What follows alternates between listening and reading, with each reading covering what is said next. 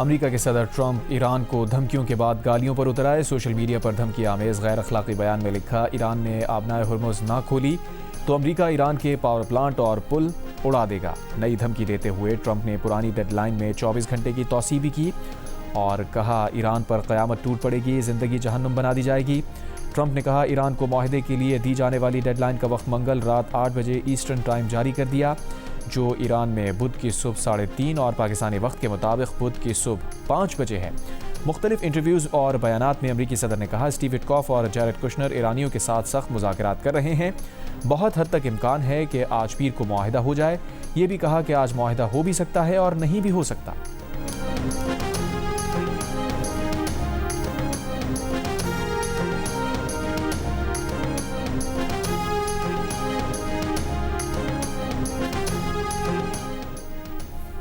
امریکہ ایران ثالثی کی کوششوں میں نمایاں پیش رفت نہیں ہو سکی۔ ثالثی کی کوششوں سے باخبر ذرائع کا کہنا ہے پاکستان، مصر اور ترکی کے وزرائے خارجہ اعتماد سازی کا پیکج بنوانے کی کوشش کر رہے ہیں۔ تینوں وزراء نے 4 اپریل کو اس معاملے پر اسٹیو وٹکوف اور ایرانی وزیر خارجہ عباس اراغچی سے فون پر بات کی، لیکن ایسے کسی پیکج پر پیش رفت نہ ہو سکی جو ٹرمپ کے الٹیمیٹم کی مدت بڑھا سکے اور فریقین کی ملاقات میں مددگار ہو سکے۔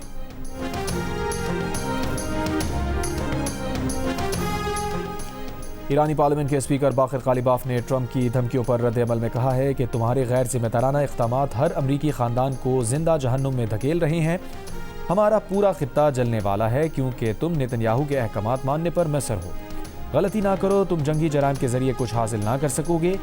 واحد حقیقی حل ایرانیوں کے حقوق کا احترام کیا جائے اور اس خطرناک کھیل کو ختم کیا جائے۔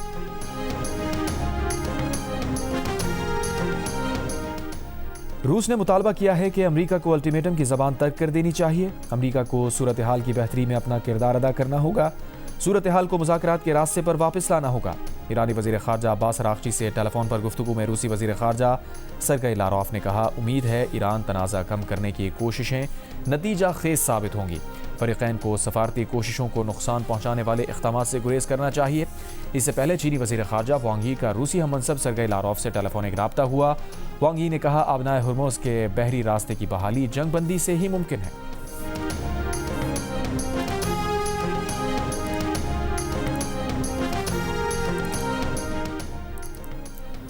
وزیر خارجہ اسحاق ڈار کی سعودی وزیر خارجہ فیصل بن فرحان سے ٹیلی فون پر گفتگو، دونوں رہنماؤں کا امن و استحکام کو یقینی بنانے کے لیے کشیدگی کم کرنے پر فوری ضرورت پر زور دیا۔ دونوں رہنماؤں کا قریبی رابطے میں رہنے پر اتفاق۔ ٹرمپ کے بیان پر سینئر امریکی سیاستدانوں نے ٹرمپ کو پاگل قرار دے دیا۔ 25ویں ترمیم لاگو کر کے صدر کو ہٹانے کا مطالبہ۔ امریکی سینیٹر برنی سینڈرز نے کہا ٹرمپ ذہنی عدم توازن کا شکار اور خطرناک ہو چکے ہیں، کانگریس کو کوئی اقدام کرنا ہوگا، ابھی اور اسی وقت کرنا ہوگا۔ سینٹ میں اقلیتی قائد چک شومر نے کہا ایسے میں جب سب لوگ ایسٹر منانے جا رہے ہیں، ٹرمپ سوشل میڈیا پر بے قرار پاگل کی طرح بکواس کر رہے ہیں۔ ٹرمپ کی سابق زبردست حامی ٹیلر گرین نے کہا ٹرمپ پاگل ہو چکے ہیں۔ ٹرمپ انتظامیہ کا ہر وہ شخص جو خود کو مسیحی سمجھتا ہے اسے صدر کے پاگل پن میں مداخلت کرنی چاہیے۔ امریکی سینیٹر کرس مرفی نے کہا اگر وہ ٹرمپ کی کابینہ میں ہوتے تو ایسٹر کی ان چھٹیوں میں امریکی آئین میں 25ویں ترمیم لاگو کرنے کے لیے قانون دانوں سے بات کر رہے ہوتے۔ 25ویں ترمیم کے تحت صدر کی معذوری کی صورت میں کابینہ کے اکثریتی فیصلے سے اس کے اختیارات نائب صدر سنبھال سکتا ہے۔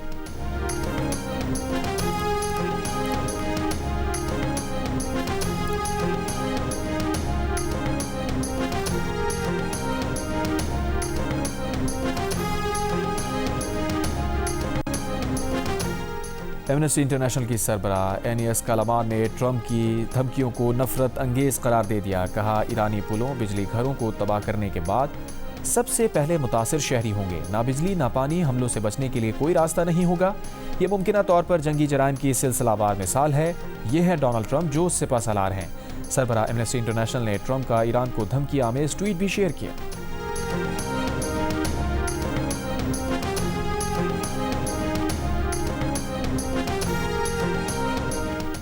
ترجمان ایرانی وزارت خارجہ اسماعیل بقائی نے کہا ہے کہ ایرانی عوام اپنی خود مختاری کے دفاع کے لیے پوری طاقت کے ساتھ تیار ہیں۔ ہم اپنے قومی سلامتی اور اپنی خود مختاری کے دفاع کے لیے پرعزم ہیں۔ ایرانی عوام بہت محب وطن ہیں، اپنے دشمنوں سے جوابی جنگ کے لیے تیار ہیں۔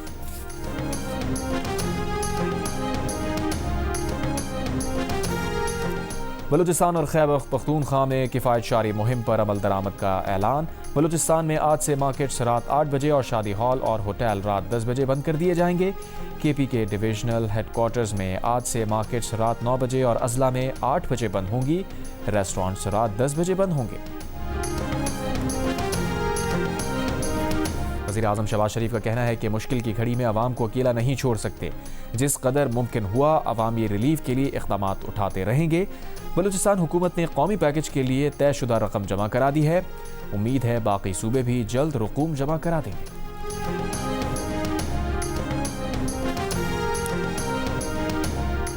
کراچی میٹرک بورڈ کے امتحانات ملتوی کر دیے گئے۔ چیئرمین میٹرک بورڈ نے اعلان کیا ہے کہ میٹرک کے سالانہ امتحانات اب جمعہ 10 اپریل سے لیے جائیں گے۔ اس سے پہلے پرائیویٹ اسکولز ایسوسی ایشن نے کہا تھا میٹرک بورڈ طلباء کو بروقت ایڈمٹ کارڈ فراہم نہ کر سکا، اس لیے امتحان ملتوی کیے جائیں۔ امتحان 7 اپریل سے شروع ہونے والے تھے۔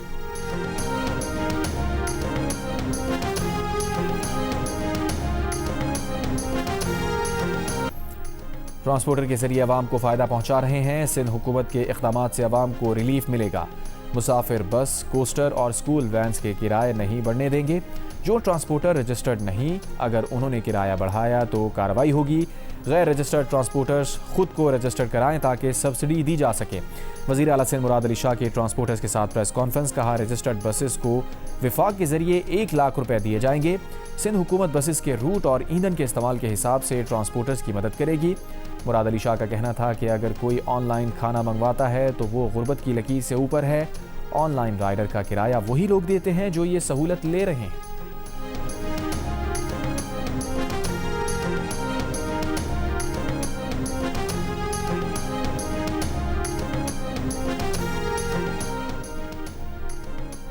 ایل پی جی کی فی کلو سرکاری قیمت 310 روپے ہونے کے باوجود 450 سے 500 روپے فی کلو تک میں فروخت جاری۔ گیس کی قلت سے پریشان اور سلنڈر استعمال کرنے والے شہریوں کی مشکلات بڑھ گئی۔ مغربی بنگال، آسام اور دیگر بھارتی ریاستوں میں انتخابات قریب آتے ہی بھارت کا ایک اور فالس فلیگ آپریشن بے نقاب۔ ذرائع کے مطابق را سے منسلک بھارتی سوشل میڈیا اکاؤنٹس کے پاکستانی ریاستی اداروں پر بے بنیاد الزامات، جیلوں میں قید، بے گناہ افراد کو نشانہ بنا کر فالس فلیگ کا ماحول تشکیل دینے کی کوشش جاری ہے۔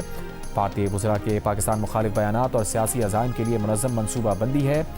مودی انتخابات سے قبل پاکستان مخالف جذبات ابھار کر سیاسی عزائم کے حصول کی ناکام کوششیں کر رہے ہیں۔